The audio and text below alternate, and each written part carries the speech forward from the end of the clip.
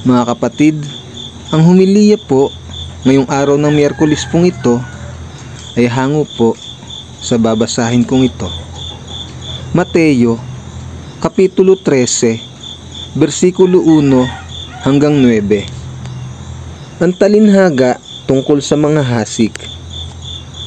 Noon ding araw na iyon, si Jesus ay lumabas ng bahay at naupo sa tabi ng lawa. Dahil sa dami ng taong lumalapit sa kanya, sumakay siya sa isang bangka at doon naupo.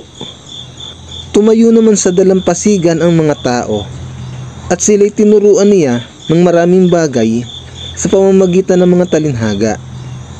Ganito ang sinabi niya: may isang magsasakang lumabas upang maghasik.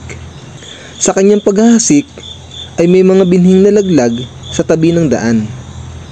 Dumating ang mga ibon at tinuka ang mga iyon. May mga binhi namang nalaglag sa mabatong lupa. Dahil manipis lang ang lupa roon, sumibol agad ang mga binhi. Ngunit natuyo agad ang mga ito nang mabilad sa matinding init ng araw. Palibhas ay mababaw ang ugat. May mga binhi namang nalaglag sa may matitinik na halamanan.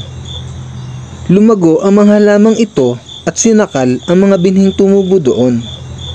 Ngunit ang mga binhing nahasik sa matabang lupa ay namunga. May tig 100, may tig 60, at may tig 30. Makinig ang may pandinig. Ang mabuting balita ng Panginoon. Pinupuri ka namin, Panginoong Hesukristo.